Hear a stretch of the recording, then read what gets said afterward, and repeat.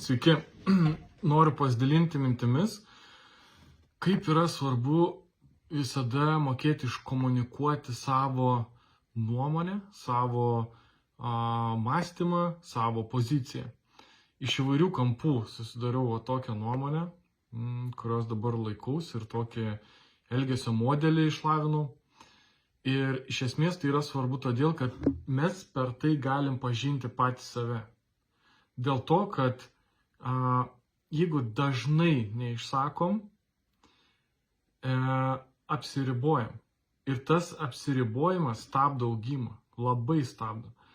Ir jis gali stabdyti ant tiek stipriai, kad pavyzdžiui žmogus, su kuriuo mes gyvenam, partneris ar partnerė, mes galim su jais tapti, su juo ar su ją tapti visiškai svetimi žmonės.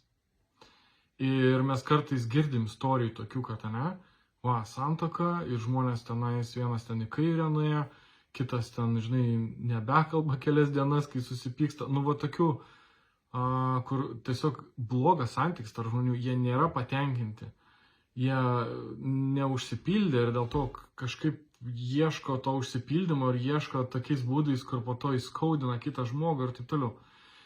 Ir labai dažnai būna priežastis tokia, kad vengia pasakyti tai, ką nori pasakyti. Dėl to, kad tai yra nepatogu. Nes tai yra kažkaip, gal čia kažkaip pagalvos kažką ne tam. Tokia rizika visada yra, kad gal mane ne taip supras, o gal mane apšauks, o gal iškels man kažkokį ultimatumą, kažkokį reikalavimą, gal ten dar kažkas. Ir tų minčių daug ir žmonės jas stabdo. Ir neišsako. Ir iš tikrųjų čia tas neišsakymas tai yra kaip apsitvėrimas tvoromis gyvenime. Mes gyvenam, ir su kiekvienu neišsakymu pastatom savo tvorą. Ir mes nebegalim eiti tą pusę.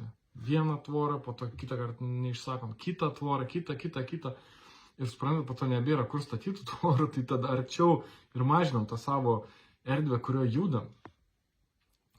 Tai netgi yra labai gera praktika, kad stengtis specialiai sakyti, aišku, kažkaip gražiai ten,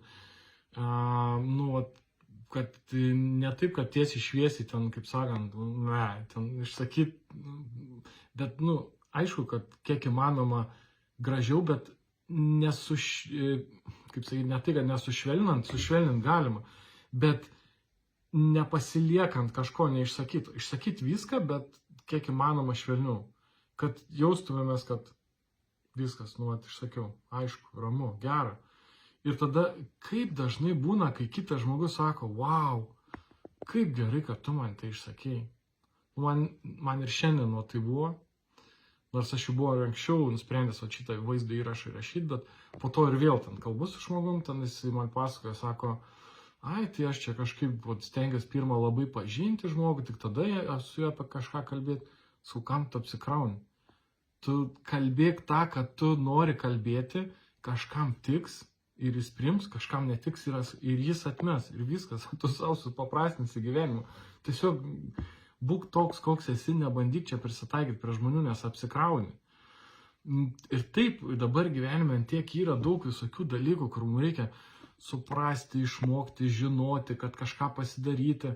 Mes dar apsikraunam tokiu mąstymu, kad o ką jis pagalvos, o ką tas, anas, jūs pažiūrėkit per televiziją, kas ką nori, tas šneka, politikai, niekas jau nebevaldo savo liežuvio, bet jie blogąją prasme nebevaldo. Ta prasme, turi ką slėpti, bet nebesugeba nuslėpti, arba tenai, nebesugeba išlaviruoti kažkaip, nes ten jau visai kiti dalykai. Bet mes, kai neturim tikslo kažką nuslėpti, kažkur ten išlaviruoti ar kažko, mes jau turim teisę išsakyti. Aišku, irgi žodis yra labai dabar ribojamas Europoje, ta žodžio laisvė labai varžoma, nes yra tam tikri nustatyti naratyvai, bet ne esmė. Mes galim visada kalbėti su žmonėmis, susitikę, gyvai, taip kaip mes norim, tą, ką mes norim, ir taip mes išlaisvinsim iš vidaus savo, išgryninsim save per išsakymą, per kitų žmonių nuomonę, nes jie kitus žmonės irgi paskatinsim atvirai pasakyti apie mus. Ir mes sužinosim tiesą. O tiesa yra labai brangus dalykas. Nes visų pirma, reikia būti drąsiam ją priimti. Reikia būti pasiruošusiam ją priimti. Kiek aš žinau žmonių, kas nėra pasiruošę priimti tiesos. Ir kiek mano asmeninių, tarkim, santykių yra pasibaigę dėl to, kad nebėra kaip pajudėti, nes kitas žmogus į traumą įsirėmė kažkokia tiesa, į traumą, ir suprantama, kad nebūtinai dabar yra laikas tą traumą judinti. Dabar gal dar per skausminga. Bet ta drąsa ir tas ryžtas eiti prieki, jis yra antiek žavus, antiek sveikintinas.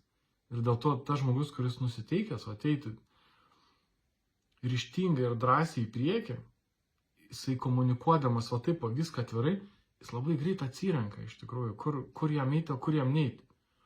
O kai slepia, tada jis ir sunku yra atsirinkti ir pats save žmogus dažnai įvelia į kažkokius tokius žabangus, į kažkokią situaciją, kur neaišku, nei kaip jis ten atsidūrė, nei jam ten patinka, nei bei jis supranta, kaip iš to išeiti. Kažkokie saitai pradeda sėti žmogų, kuris jau nebegali išryšti. O komunikuojant tiesą mes nerizikuojam. Mes nerizikuojam tokias situacijas patekti. Aišku, galbūt atsiranda kažkokios kitos rizikos, be abejo, bet bent jau nerizikuojam pamesti save. Nes pametę save, mes tada nei be žinom, kokį mes darbą norim dirbti, nei be kokį partnerį norim pasirinkti, nei be kažkokių atsakymus į svarbius gyvenimo klausimus, aišku, pasidaro nebeaišku mum, ar taip aš noriu gyventi, ar kitaip. Nes tas įprotis, jisai net ir mūsų mąstymais tvirtina, kad mes net ir patys savo nebegalim pripažintos teisybės, jeigu mes jos neišsakom kitiems. Ir čia tas dalykas, kaip mąstymo šablonas pasidaro. Ir mums patiems ta teisybė nebe taip jau išlenda, nes kam tau reikia teisybės, jeigu tu jas tiek niekam neišsakysi, pats savo bijosi pripažinti ir bijosi kažką daryti, sužinojęs tą teisybę. Tai tada ir gyvenam patogioj neteisybėje. Tai tiek. Gal dar pabaigai, jeigu yra, kaip sakiau, tas vengimas išsakyti, tai gali būti taip su laiku, kad du žmonės, partneriai, pradeda gyventi kaip svetimi žmonės. Net ir santokui. Du žmonės gali tapti svetimi dėl to, kad jie neišsako. Dėl to, kad jie bijo išsakyti. Dėl to, kad jie bijo paprašyti, išsireikalauti kažko. Ir iškart sakyti, žiūrėk, aš noriu to, bus tas, ta prasme, mainų kažkokių daryti, dėrybų daryti. Ir tai nuveda iki kažkokius visiškai nesąmoningus dalykus. Tai netapkim vienas kitam nepažįstamuoju ir išsakykim. Netapkim paviršutiniški, nes tapę paviršutiniški mes tiesiog tampam vienas kitam nepažįstami žmonės. Kažkokie praeiviai, kurie tiesiog pasišypso vienas tam, pasisveikina ir pašneka apie orą ir politiką. Bet nešneka apie tai, kas yra viduj, nes bijo. Iki.